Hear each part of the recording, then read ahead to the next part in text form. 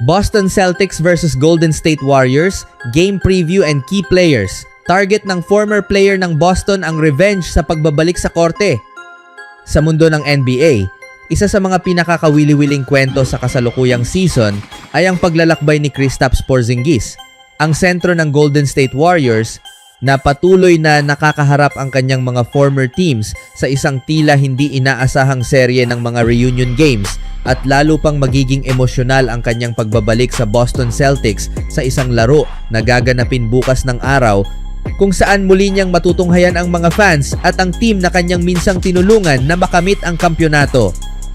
Si Porzingis ay hindi na bago sa mga pagbabago ng team sapagkat sa kabuuan ng kanyang career sa NBA ay nakapaglaro na siya sa iba't ibang prangkisa kabilang ang New York Knicks, Dallas Mavericks, Washington Wizards at kamakailan lamang ay sa Atlanta Hawks bago siya tuluyang mapunta sa Golden State noong Pebrero sa isang trade na nagpadala kina Buddy Hield at Jonathan Kuminga sa Atlanta. Kaya naman hindi na nakapagtataka na tila paulit-ulit niyang nakakaharap ang kanyang mga dating kasamahan at teams sa kasalukuyang schedule ng kanilang road trip.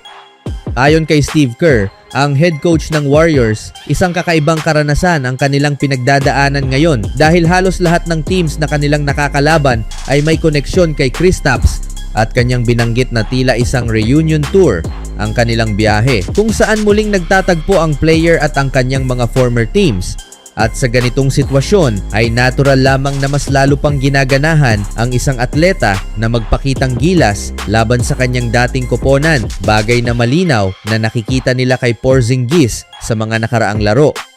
Sa katunayan, kamakailan lamang ay nagpakitang gilas siya sa laban ng Warriors laban sa Wizards kung saan nagtala siya ng 30 points upang tulungan ang kanyang team na wakasan ang 5 sunod-sunod na pagkatalo at sa nasabing laro ay naging epektibo siya sa opensa matapos maipasok ang 8 of 13 attempts mula sa field at 13 of 14 mula sa free throw line,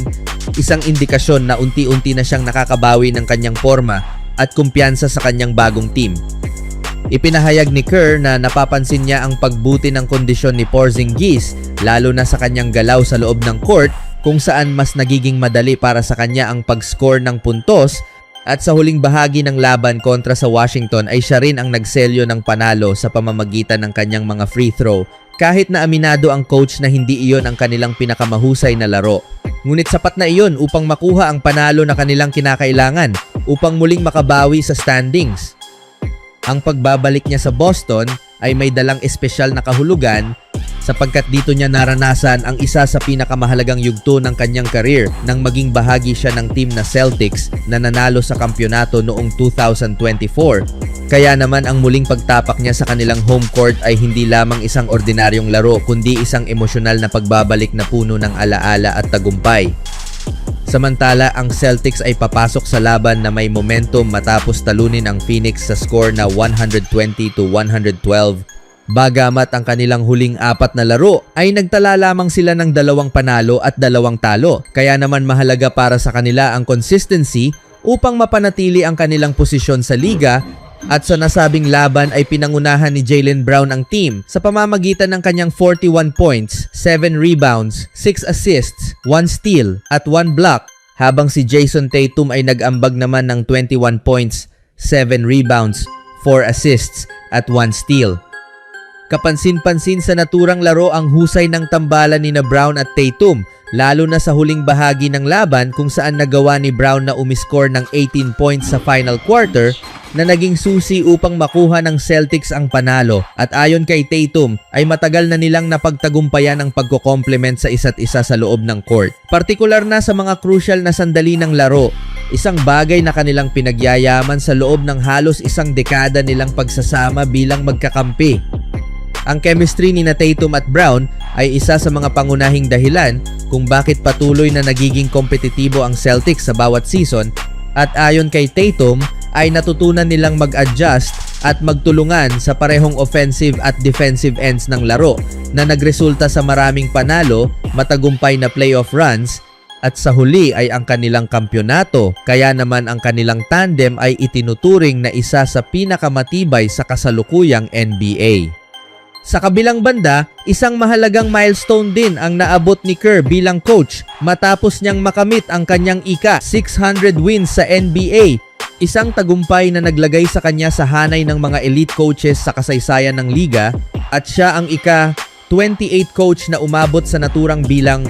na lalong nagpapatibay sa kanyang reputasyon bilang isa sa pinakamahusay na coach sa modernong panahon. Nakamit ni Kerr ang 600 wins sa loob lamang ng 943 regular season games at mas kaunti lamang ang bilang ng mga coach na mas mabilis na nakaabot sa ganitong milestone, kabilang sina Phil Jackson, Pat Riley at Greg Popovich na pawang mga alamat sa larangan ng coaching sa NBA. Ayon kay Kerr, isang surreal na pakiramdam ang mapabilang sa ganitong grupo ng mga pangalan, ngunit binigyang diin niya na ang tunay na susi sa kanilang tagumpay ay ang pagkakaroon ng mahuhusay na player sapagkat sa kanyang pananaw ay imposibleng manalo sa NBA kung walang sapat na talento sa loob ng team, at ipinahayag niya ang kanyang pasasalamat sa pagkakataong makapagturo sa mga players na may kakaibang kakayahan mula pa noong siya ay magsimula bilang head coach ng Warriors.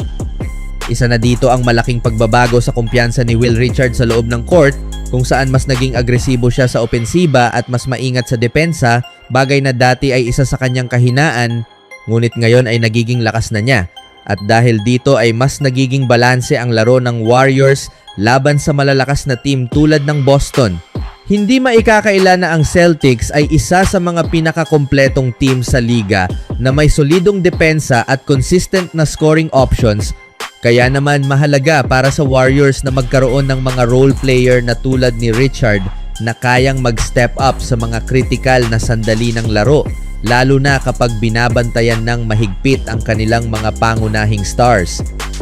Isa sa mga pinakakapansin-pansing improvement ni Richard ay ang kanyang shooting efficiency dahil mas naging maingat siya sa pagpili ng shots at mas gumanda ang kanyang 3-point percentage,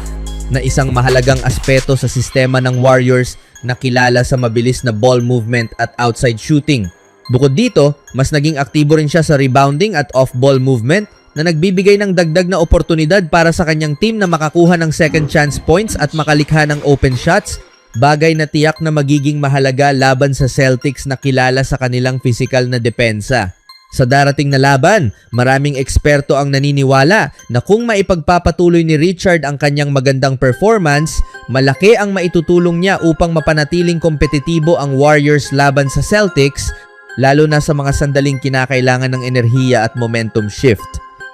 Sa kabuuan, ang laban ay hindi lamang simpleng kompetisyon sa pagitan ng dalawang teams, kundi isa ring kwento ng pagbabalik, alaala at patuloy na pag-unlad ng mga players at coach na bumubuo sa liga, at sa gitna ng lahat ng ito ay si Porzingis na nagsisilbing sentro ng atensyon, hindi lamang dahil sa kanyang talento kundi dahil na rin sa kanyang makulay na paglalakbay sa iba't ibang teams ng NBA na patuloy na nagbibigay ng interes at excitement sa mga fans ng basketball sa buong mundo.